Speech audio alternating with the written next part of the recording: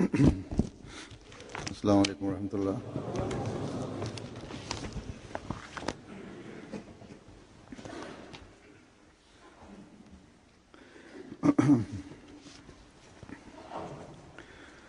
अशहदु अल्ला इलाहा इल्लल्लाह वहदहु ला शरीका लहू वअशहदु अन्ना मुहम्मदन अब्दुहु व रसूलुहु अम्मा बादु फ़अऊज़ु बिल्लाहि मिनश शैतानिर रजीम बिस्मिल्लाहिर रहमानिर रहीम अल्हम्दुलिल्लाहि रब्बिल आलमीन अर्रहमानिर रहीम मालिकि यौमिद्दीन इय्याका नअबुदु व इय्याका नस्तईन इहदिना सिरातल मुस्तक़ीम सिरातल लज़ीना अनअमता अलैहिम गैरिल मग़दूबि अलैहिम वलद्दाल्लीन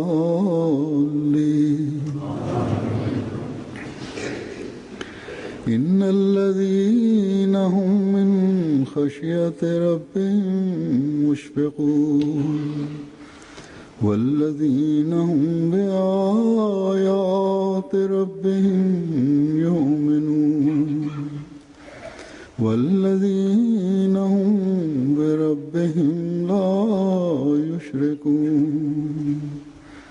वल्लज़ीना यु'तूना मा आतौ व क़ुलूबुहुम वजिलतुन अन्नहुम इला रब्बिहिम राजिऊन उलाइका युसारिऊन फिल खैराति व हुम लहा साबिकून जज़ाओहुम इंदा रब्बिहिम जन्नातु अदनिन तजरी मिन तहतिहल अन्हार खालिदीन फीहा अबदा रज़ियल्लाहु अन्हुम व रज़ू अन्हु ज़ालिका लिमन खशिया रब्बह।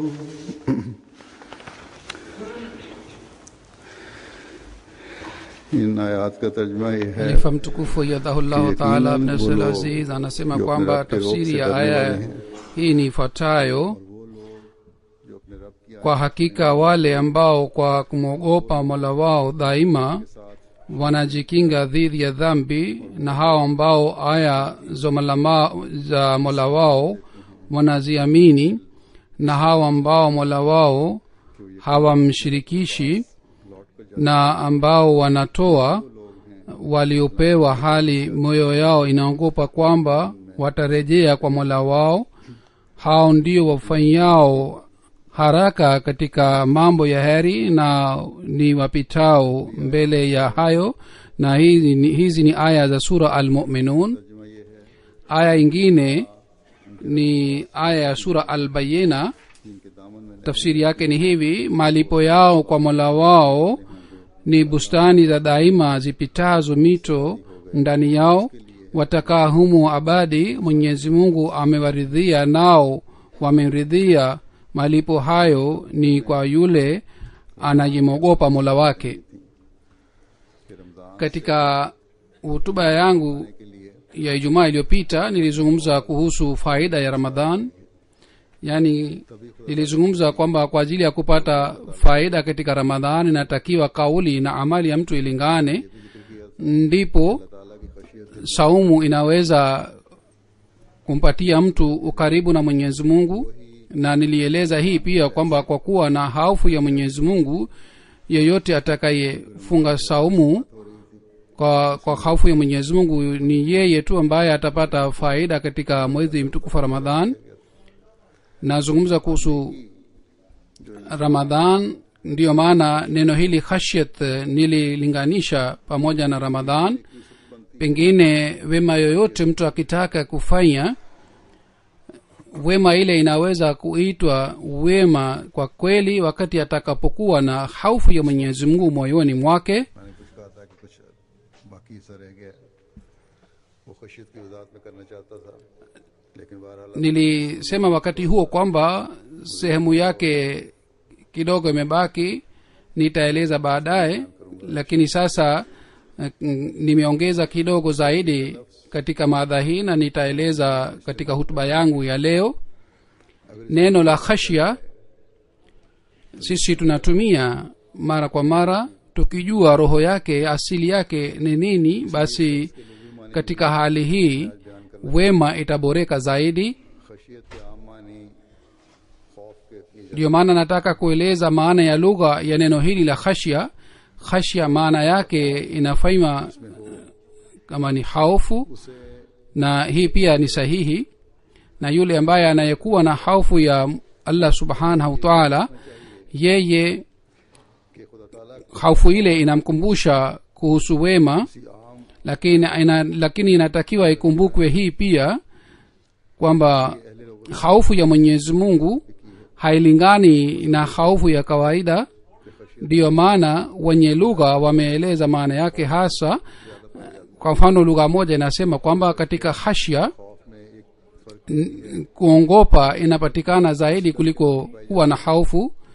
Na vile vile tofauti baina ya khashyat na khauf ni hii kwamba katika khashya maana ile inapatikana inayokuwa kwa sababu ya heshima, yani mtu anaogopa kwa sababu ya heshima ya mtu fulani.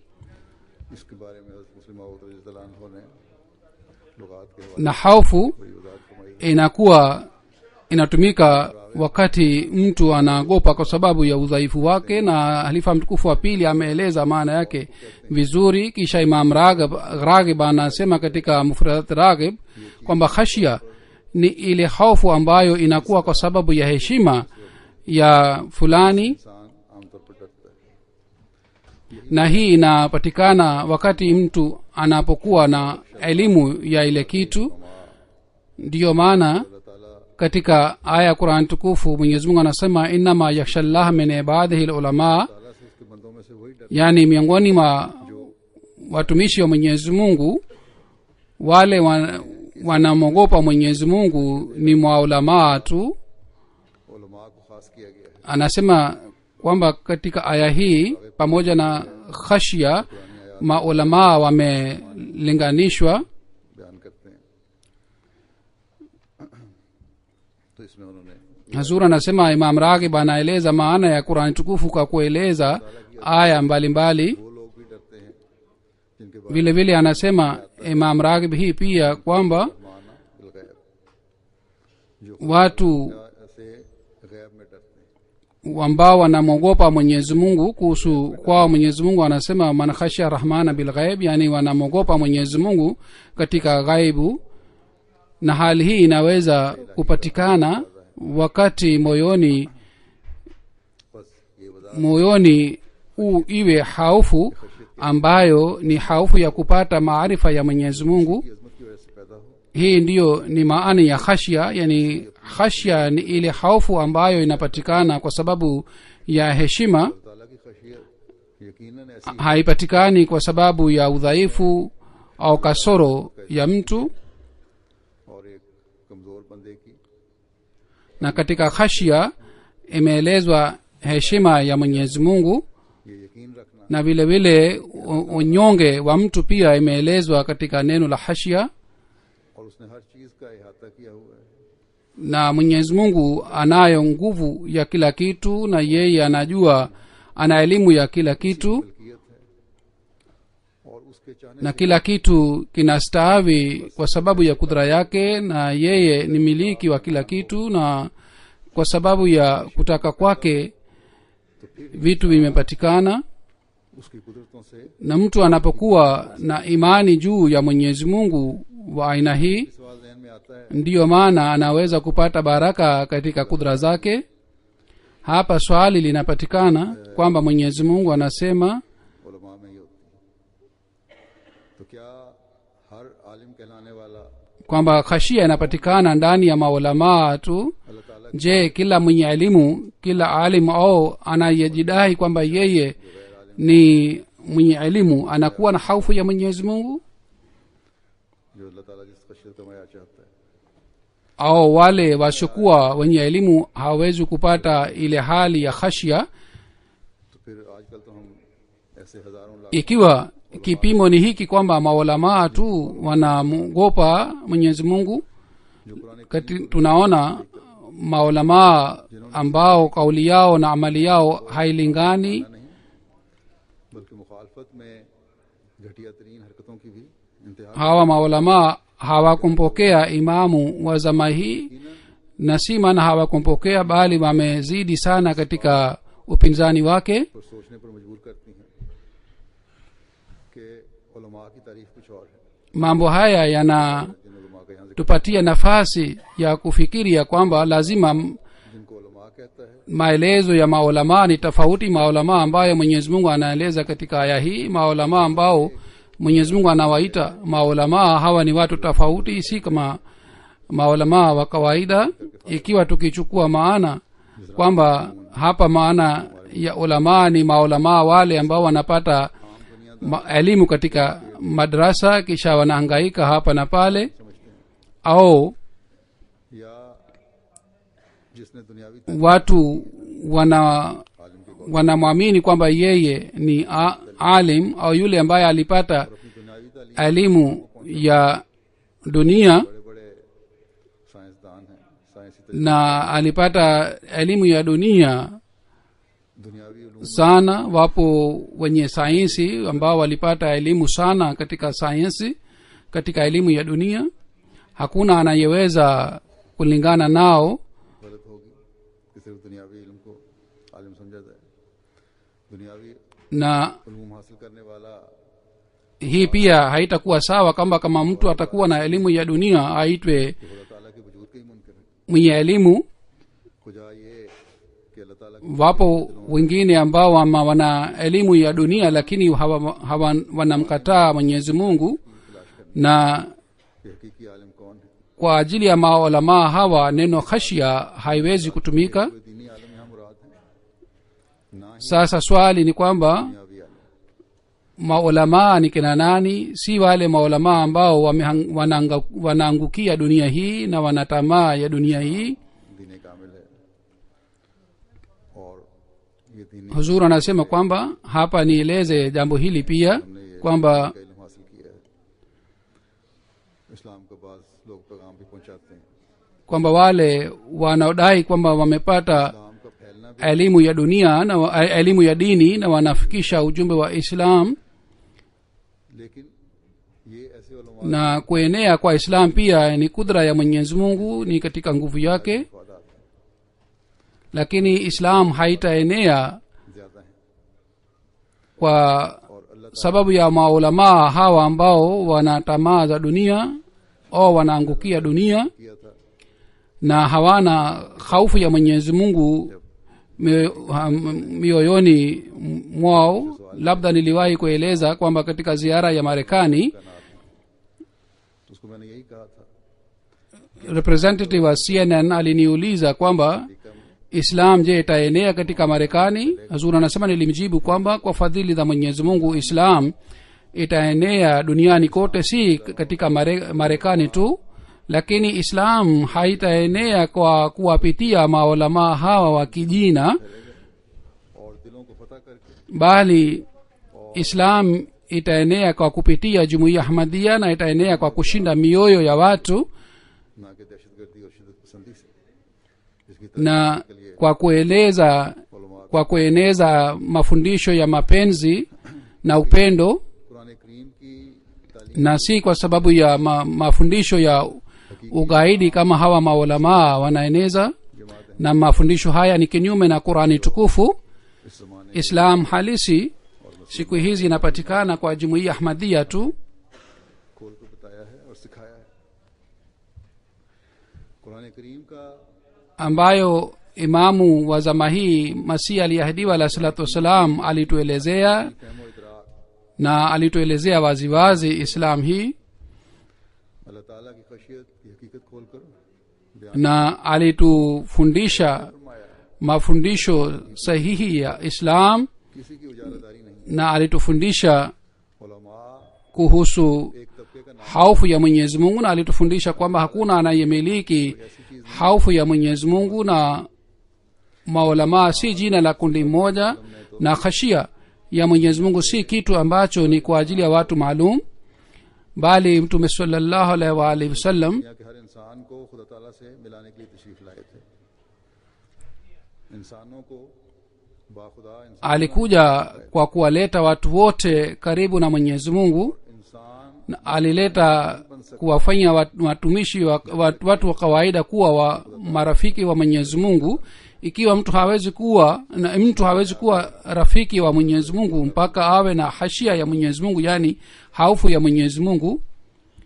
सिर्फ इसलिए Baada ya kuja katika islam, watu majambazi pia walikuwa mawalii wa mwenyezi mungu kwa sababu ya hii tu kwamba walikuwa na haufu ya mwenyezi mungu, au walijua maana halisi ya haufu ya mwenyezi mungu ni nini. sayyidina ahmad alayhi salatu wassalam katika maandiko yake जिक्र आता है. mara kwa mara ameeleza matukio ya tazkiratul awliya. तज़किरतुल औलिया की लेता हूँ. sasa hivi nitaeleza mfano mmoja kutoka tazkiratul awliya kuhusu fuzail bin ayaz. Imeandikwa काफिला का ठहरा katika tazkiratul awliya kwamba safari moja, msafara mmoja ulikaa sehemu fulani, na mtu mmoja alikuwa anasoma aya hii, alam yana lillazina amanu an taksha qulubuhum li zikrillah. कुलूब अल्लाह ताला के जिक्र से खौफज़दा हो जाए. je, kwa ajili ya waaminio wakati bado haujafika kwamba mioyo yao iogope kwa haufu ya mwenyezi mungu. और आपने इज़हार aya hii ilileta athari sana juu ya moyo wa fuzail, खेल का na kwa kusikitika akasema kwamba अल्लाह ताला की राह में चल पड़े. ujambaji utaendelea mpaka lini? Wakati umekuja kwamba sisi tuelekee njia ya mwenyezi mungu. Kwa kusema hii aliendelea kulia kwa muda mrefu, एक ऐसे सहरा kisha baadaye alianza kufanya ibada, और डाले हुए था और अहले काफिला में kisha akaenda कि इस रास्ते katika jangwa ambapo msafara mwingine ulikuwepo pale, na mtu mmoja alikuwa anasema kwamba katika njia hii fuzail ananyang'anya mali ya watu, कि अब कतन बेखौफ हो जाओ. kwa hiyo tunatakiwa tubadilishe njia hii. Kwa kusikia hii fuzail akasema kwamba msiwe na haufu. fuzail तर्बियतें पहुंची ameshaacha ujambazi na ametubu.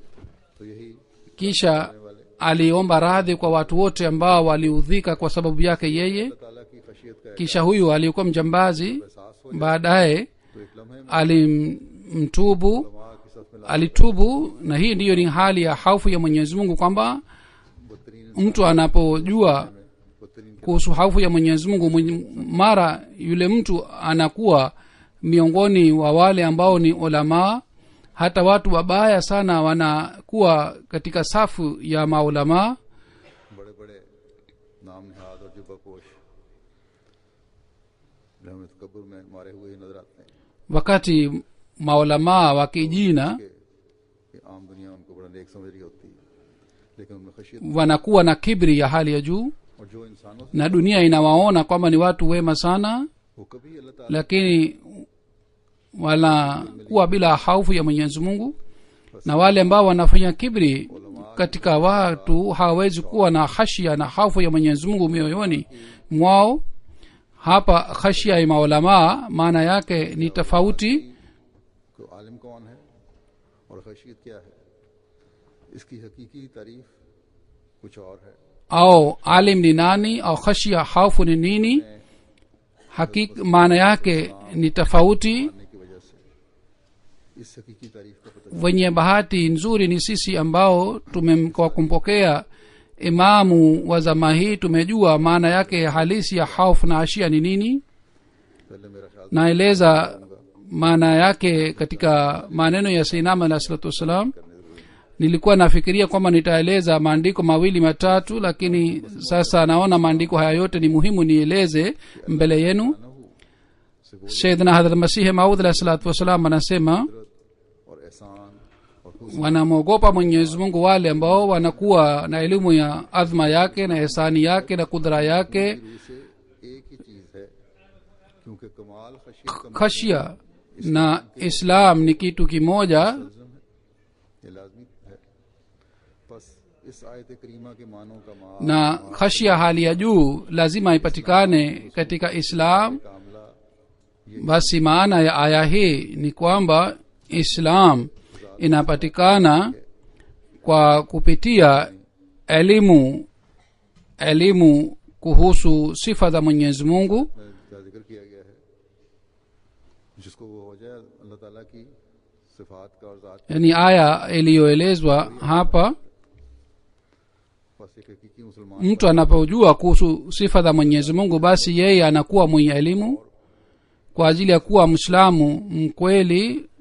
Adhma ya Mwenyezi Mungu खशियत के नहीं हो, na kujua kuhusu sifa zake ni muhimu. इसके लिए कोई Bila तखसीस नहीं. kujua, mtu hawezi kujua kuhusu sifa zake bila kuwa na hofu ya Mwenyezi Mungu. दादों के मुताबिक Na kwa ajili ya kupata elimu hii hakuna kizuizi kwamba watu maalum tu wanaweza kupata, bali sawa na uwezo kila की होती है. mwaminio ताला के anatakiwa afanye juhudi ya kupata hii, ndipo इस्लाम ने anakuwa karibu na Mwenyezi Mungu. को Basi Sayyidina alayhi salatu wassalam kwa kueleza maana ya khashya na Islam kama ni kitu kimoja, साथ ही हम amemleta Muislamu mkweli की सिफात katika safu ya maulama, na alitupatia majukumu pia kwamba इस रंग mutafute का elimu kuhusu Mwenyezi Mungu, kisha sawa ये सूरत होगी, na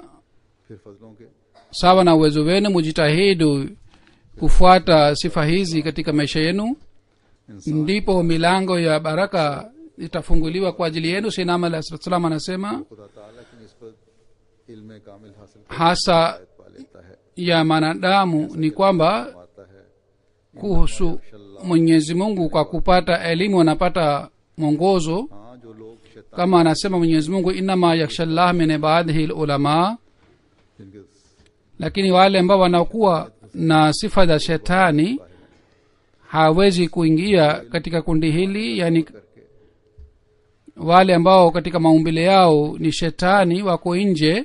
वो आलिम नहीं, Basi yeyote anayedai kwamba amepata elimu kisha afuati njia ya mwongozo, basi yeye hawezi kuitwa mwenye elimu, hata kwa kidhahiri amepata elimu sana. वो इस शख्स ने Akisema amesoma Qur'an tukufu, उसको सीखने वाले का दावा गलत है, Qur'an Karim haiwezi कुछ नहीं की. kuwa कुरान यकीनन mwongo, lakini yule aliyesoma hakusoma vizuri. को इल्म और इरफान अता फरमाता है. Qur'an bila shaka तकब्बर और खशियत से inampatia hofu, सिवाय खसारे के कुरान करीम में कुछ नहीं मिलता, कुछ नहीं देता. lakini yule ambaye hana hofu moyoni mwake na yule ambaye ni mdhalimu, yeye anapata hasara tu. Sayyidina alayhi salatu wassalam anasema elimu maana yake ni si kwamba amesoma falsifa, bali elimu ya kweli ni ile ambayo Mwenyezi Mungu anajalia kwa fadhili zake. जैसा कि Hii elimu inakuwa sababu ya kupata maarifa ya Mwenyezi Mungu na hofu ya Mwenyezi Mungu inapatikana, kama Mwenyezi Mungu anasema katika Qur'ani tukufu, innama yakhshallah min ibadihi ulama. कि वो इल्म तरक्की मार्फत Ikiwa baada ya kupata elimu hofu ya Mwenyezi Mungu haiongezeki, basi jueni kwamba elimu si njia ya kupata maendeleo katika maarifa. भी लालचों से बाहर नहीं आते, Na wale ambao hawasemi zaidi ya uongo, gun के अलावा कुछ नहीं बोलते. wale ambao wanafanya vitendo kwa tamaa za dunia, बल्कि यहाँ भी wale ambao wanasema uchafu. जो Angalieni siku hizi katika nchi ya Pakistan, बात के खिलाफ hapa पia katika misikiti mingi katika hutuba मुगलजात के अलावा ये कुछ नहीं बोलते. dhidi ya jumuiya na dhidi ya Sayyidina alayhi salatu wassalam जिनके wanazungumza sana na hawasemi zaidi ya hii. इसका जवाब नहीं. Je, hawa ni maulama फिर हज़रत मसीह मौला ambao wanakuwa na hofu ya Mwenyezi Mungu? bila shaka jibu lake ni hapana. हमेशा नादान kisha sainam alah salatu wassalam anasema kwamba शाही वो इल्म की वजह से नहीं, anayetelezeka ni yule tu ambaye hana elimu. shetani pia alitelezeka si kwa sababu ya elimu, bali alitelezeka kwa sababu ya ujahili. angekuwa na elimu basi asingepotea. फिर फरमाया और नीम बुल्ला खतरा है, mwenyezi mungu anasema innama yakshallah min ibadihi lulama, इल्म ने हलाक नहीं किया, na kuna mfano mashuhuri kwamba mtu ambaye hana elimu basi ni hatari kwa watu, na watu hawakuangamia kwa sababu ya elimu, bali wameangamia kwa sababu ya ujahili. बेमिसल हो। kisha mtaalamu si maana yake kwamba anajua sarf na nahv, bali पान बेहुदा नहीं, mtaalamu मगर मौजूद ni yule ambaye anamwogopa mwenyezi mungu na hasemi uchafu kwa ulimi wake.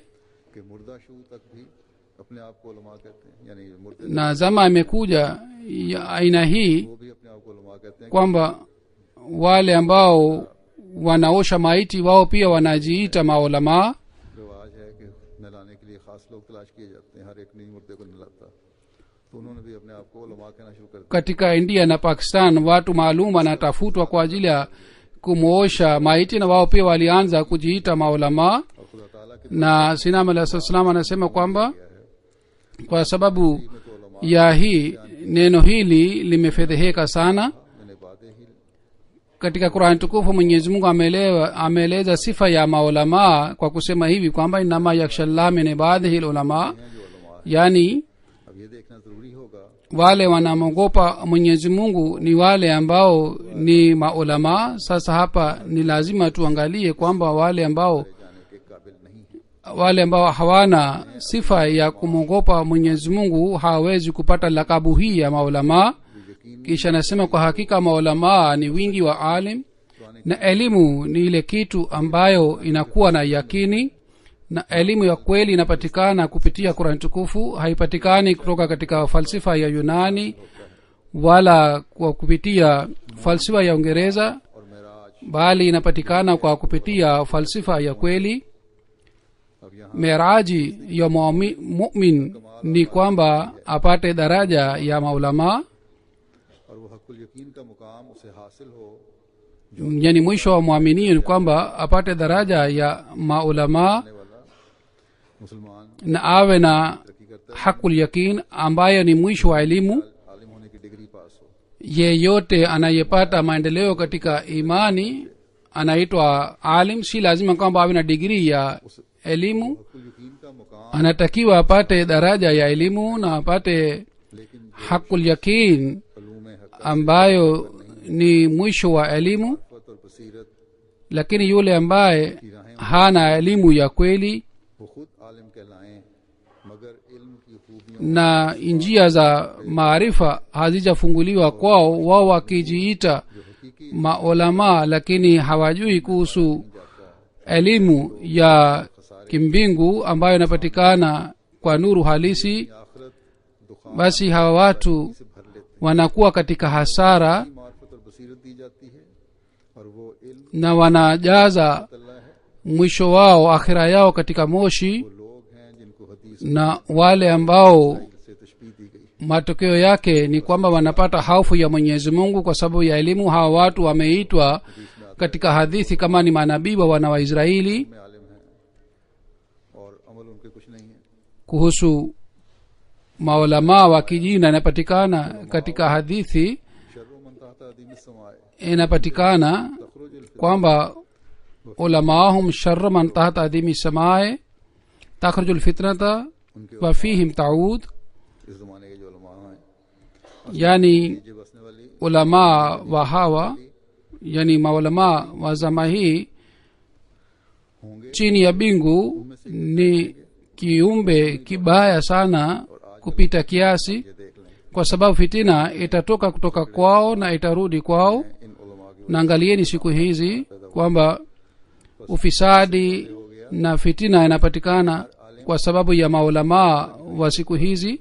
kwa hiyo hadithi hii pia imetuelezea waziwazi kwamba kila mwenye elimu hawezi हम kuwa na hofu ya mwenyezi mungu. कि फितना और फसाद ही का बायस ये नाम नेहाद उलमा kama siku hizi जो है tunaona kwamba फिर हज़रत मसीह मौला अलैहिस्सलाम kwamba fitina inapatikana kwa sababu ya wengi wa maulamaa wa siku hizi. kisha sainam alah salatu wassalam anasema अल्लाह ताला फरमाता है इन्नमा kwa uchamungu elimu inapatikana, यानी अल्लाह ताला से kama mwenyezi mungu mwenyewe anasema innama yakhshallah min ibadihi lulama, के हकीकी इल्म yani wanaomwogopa mwenyezi mungu ni wale tu ambao ni maulamaa. इल्म को तक hii inaonyesha kwamba elimu ya kweli inamzidisha mtu katika haufu ya mwenyezi mungu. उसमें जरूर खशियत अल्लाह पैदा होगी। इल्म से मुराद yule ambaye atakayekuwa mtaalamu lazima atakuwa na haufu ya mwenyezi mungu. इससे फलसफा amesema elimu वजह मुराद नहीं, sawa na क्योंकि उनके maoni yangu ni elimu ya qurani tukufu, बल्कि जैसे si elimu ya sayansi au elimu ingine ambayo haileti बजुज Muttaqi elimu ya dini. दार के किसी दूसरे को दिया ही नहीं जाता। lakini इस जगह इल्म से मुराद इल्मुल कुरान ही है, जिससे elimu ya qurani tukufu hapewi mtu yoyote isipokuwa yule ambaye ni mcha mungu. उलमा के अल्फाज basi hapa elimu mradi wake ni elimu ya qurani tukufu ambayo inamwongeza katika ucha mungu na katika haufu. ने बादहिल उलमा alim ni yule ambaye anamwogopa mwenyezi mungu. innama yakhshallah min ibadihi lulama, इनमें अबूदियत तामा yani wale ambao तक पैदा होती wanamwogopa mwenyezi mungu है। ताला से एक miongoni mwao ni wale पाते हैं और ये ambao ni maulamaa हजरत ambao wanajifunza elimu kutoka kwa mwenyezi mungu. से पूरी मोहब्बत से मिलता है, यहाँ तक कि इंसान बिल्कुल आप सल्लल्लाहु अलैहि वसल्लम के रंग na hali hii inapatikana kwa kumfuata mtume sallallahu alaihi wasallam kwa kikamilifu. na yule ambaye anajipaka rangi ya sifa za mtume sallallahu alaihi wasallam, hii ndiyo ni ये है uhakika wa mtaalamu au mwenye elimu. होने का मतलब। इन इक्तबासात में जहाँ हकीकत na hii ndiyo ni maana ya khashyatillah kwa ajili ya maulamaa. में मालूम हो गया, वहाँ हमारी तवज्जो भी इस तरफ फेरी गई है। katika maandiko haya tumejua tofauti baina ya maulamaa wa kibandia na maulamaa wa mwenyezi mungu. मोमिन के लिए, ताकि हकीकी मोमिन tumejua hii pia kwamba ni muhimu kwa ajili ya mwaminio kwamba awe na khashya na hofu ya mwenyezi mungu ili साथ खास नहीं aweze kuwa mwislamu. na sisi tumepewa jukumu hili, सल्लल्लाहु अलैहि na वसल्लम की उसवा हसना पर चलना, kila mwaminio amelazimishwa kwamba afuate njia ya uchamungu, खुदा का प्यार, na ni lazima kila moja afuate mfano mwema wa mtume sallallahu alaihi wasallam, kwa sababu bila hii hawezi kupata mapenzi ya mwenyezi mungu. hazur anasema basi katika ramadhani hii की करने के लिए mwenyezi mungu amefungua milango ya pepo yake जो उसवा रसूल na ametupatia mazingira ambayo yanatusaidia kupata uchamungu इस कदर na कदर भी होता है, सुनते भी। yanatusaidia तो हमें kufuata njia za kwa kufuata mfano wa mtume sallallahu alaihi wasallam. kwa sababu darsi ya Qur'an tukufu na darsi ya hadithi inatolewa, tunatakiwa tupate faida katika hii. kwa kusoma na kwa kusikia Qur'an tukufu tunatakiwa tutafute njia za maarifa ambazo zinatuongeza katika uchamungu. aya nilizozisoma mwanzoni जैसे कि मैंने कहा kuhusu hii pia सूरतुल मोमिनून की हैं nieleze kidogo कि मुसलमान kwamba aya 5 za mwanzo ni kutoka katika sura al-Mu'minun के हकीकी ambamo sifa za mwaminio zimeelezwa. katika aya ya kwanza imesemwa kwamba mwaminio mkweli, मोमिन होनी चाहिए। waaminio wa kweli ni wale ambao wanamwogopa mwenyezi mungu na wanatetemeka kwa sababu ya haufu, उसका इकरार करना, na heshima ya mwenyezi mungu inatakiwa iwe तो को मालिक समझकर katika moyo wa mwaminio, फिर अल्लाह ताला की आयत na ईमान लाने वाले हैं। awe na imani hii kwamba mwenyezi mungu हकीकी मुसलमान anamiliki kila kitu. अल्लाह ताला के तमाम अहकामात, kisha तमाम निशानात, wale ambao wanaamini aya za mwenyezi mungu pia ni waaminio. तमाम आयात जो कुरान करीम की हैं, हर हुक्म miujiza ambazo zimeelezwa katika Qur'an tukufu, nishani ambayo imeelezwa katika Qur'an tukufu, hii yote ni aya. basi kufuata hizi zote ni lazima kwa maaminio. होता है जब उस पर अमल भी हो, और ये अमल फिर ईमान में तरक्की का बायस बनता है। imani inakamilika wakati mtu फिर फरमाया anafuata, kisha imani anafuata शरीक ने aya hizi zote, na imani ya aina hii inaongeza katika maendeleo. पर ईमान हो, Na वो शिरक तो नहीं करता, लेकिन बाद yule ambaye anayekuwa na hofu ya Mwenyezi Mungu hawezi kumshirikisha na Mwenyezi Mungu. हो जाते हैं। Lakini baadhi wakati mtu kama hafanyi shirki ya kidhahiri, lakini anafanya shirki iliyofichika, क्योंकि मुसलमान kwa hivyo kuna haja ya kuchunguza sana kwa makini, ndipo anaweza kuwa mtumishi wa Mwenyezi Mungu. ये चौथी बात ये भी बयान फरमाई Kila wakati kuna haja ya hii kwamba kauli yake na mali yake ifuate njia ya kweli. वक्त भी खर्च करते हैं, Kisha Mwenyezi Mungu amesema waaminio wanaitumikia dini na wanatoa mali रहते हैं, na wanajitahidi kufuata amri zote, कुछ तो किया है, lakini pamoja na kufanya hivi yote फरमाता है या नहीं। mioyo yao inaendelea kuogopa kwamba tumefanya hii yote, hatujui Mwenyezi Mungu atapokea, atakubali au hatapokea.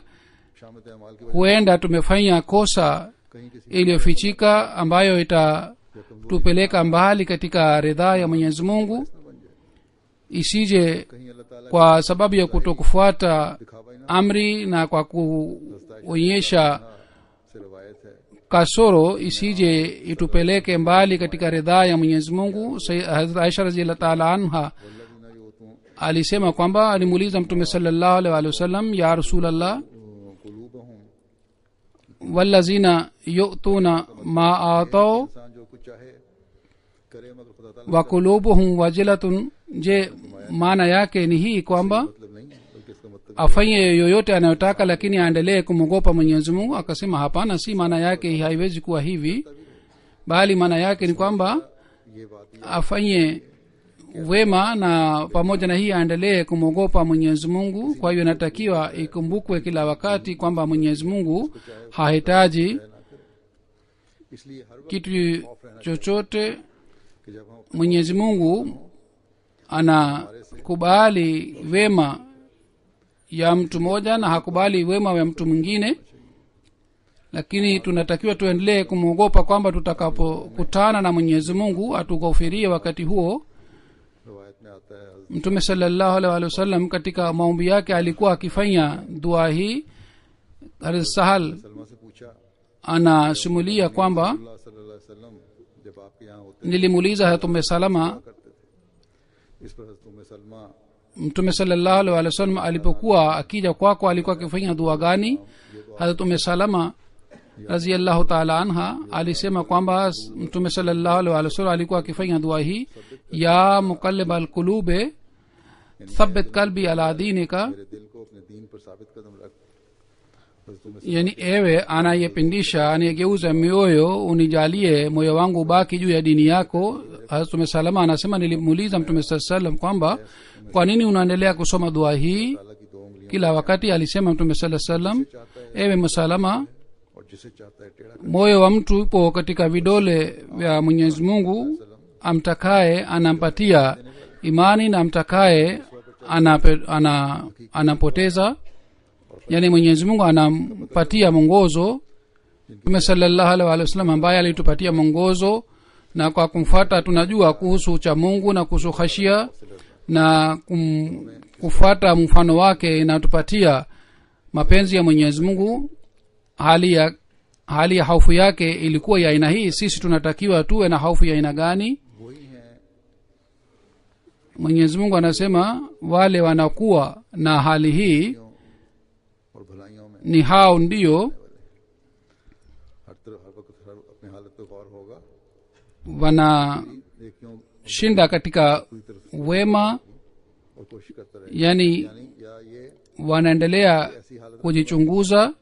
Katika hali hii mtu atajitahidi kufanya wema, कोशिश ये करते हैं कि तमाम किस्म, na katika hali hii mtu anaendelea kupata maendeleo mbele, लेकिन इस बात पर भी फख्र नहीं, na waamini wanajitahidi wapate wema ya kila aina na wapate maendeleo katika uchamungu झुके रहते katika kila hali हैं जो खुदा na kila wakati mioyo yao inama mbele ya Mwenyezi Mungu एहसानों na kitu hiki kinampatia mwanadamu karibu na Mwenyezi Mungu दुआओं को मांगने के katika ihsani ya Mtume sallallahu alaihi wasallam. Hii pia ni ihsani में इस तरह मिलता mojawapo kwamba alitufundisha jinsi gani tunaweza kufanya maombi. है कोई दुआ करनी चाहिए Katika hadithi moja, अब्दुल्लाह बिन dua moja inapatikana, tunatakiwa kila mmoja wetu afanye dua hii. करते थे Hadrat Abdullah bin Amr radhiyallahu ta'ala anhu anasimulia kwamba Mtume sallallahu alaihi alikuwa akifanya dua hii: Allahumma inni a'udhu bika min qalbin la yakhshaw wa du'ain la yasma'u wa min nafsin la tashbihu हाउलाए wa min ilmin la yanfa'u a'udhu bika min haula'il arba. ऐसे दिल से जो खुशू नहीं करता E Mola wangu, najikinga kwako katika moyo ambao haugopi na katika dua ambayo haupokelewi na katika nafsi ambayo haishibi na katika elimu ambayo haileti manufaa. Najikinga kwako katika mambo haya manne. Mwenyezi Mungu atujalie tuweze kuelewa dua hii. Amin. सल्लल्लाहु अलैहि वसल्लम की एक और दुआ भी पेश करता हूँ जिसने आजिज़ी और खशियतुल्लाह की उन बुलंद Kuna dua ingine ya Mtume sallallahu alaihi wasallam, nieleze दुआ है उन बुलंदियों तक katika dua hii जो unyenyekevu सल्लल्लाहु अलैहि वसल्लम की na खशियत का hofu ya Mwenyezi Mungu कामिल नमूना imeelezwa katika hali ya juu Hujjatul वदा के मौके पर दुआ करते हुए na ni mfano mwema wa hofu ya Mwenyezi Mungu. तू मेरी बातों को सुनता है Wakati wa hijjatul wada, Mtume sallallahu alaihi wasallam alisema: E Mola wangu, unapokea, unanisikia na unaona hali yangu भी तो मख्फी नहीं na unajua फकीर और kila dhahiri yangu na batini yangu. Hakuna kitu kilichofichika kwako. Mimi naomba msaada wako. सहमा और डरा हुआ अपने गुनाहों का Mimi इकरारी हूँ और मोतरफ हूँ पर मैं तेरे पास nimeogopa sana, मैं तुझसे nakubali nakiri dhambi zangu zote na nimekuja kwako एक जलील गुनाहगार की तरह जारी कर na kuomba kama ni mnyenyekevu, की तरह खौफजदा तुझसे दुआ करता हूँ na mimi nalia kutoka kwako, की हुई है मेरे आंसू तेरे हुजूर बह रहे हैं na mimi naomba kwako kama तेरा मती होकर सजदे kipofu. में पड़ा है।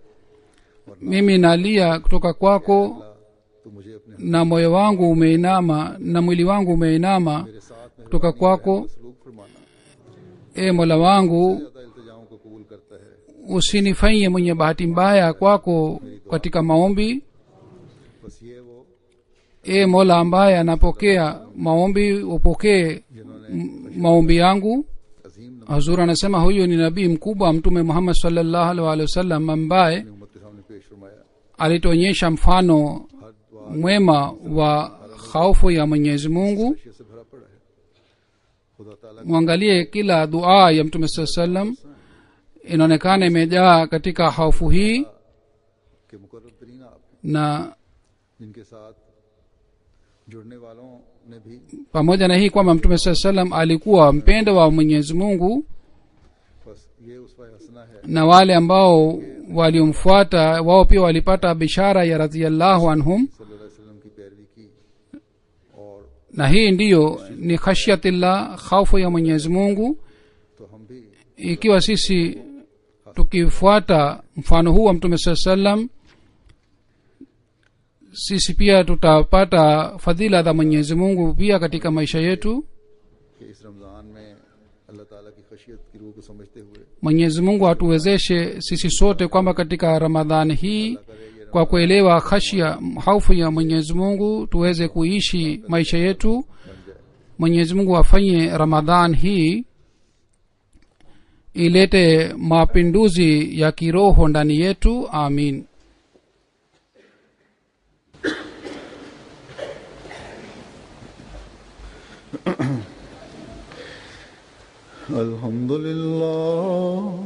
الحمد لله نحمده ونستعينه ونستغفره ونؤمن به ونتوكل عليه ونعوذ بالله من شرور أنفسنا ومن سيئات أعمالنا من يهده الله فلا مضل له ومن يضلله فلا هادي له ونشهد أن لا إله إلا الله ونشهد أن محمدا عبده ورسوله عباد الله رحمكم الله إن الله يأمر بالعدل والإحسان وإيتاء ذي القربى وينهى عن الفحشاء والمنكر والبغي يعظكم لعلكم تذكرون اذكروا الله يذكركم وادعوه يستجب لكم ولذكر الله أكبر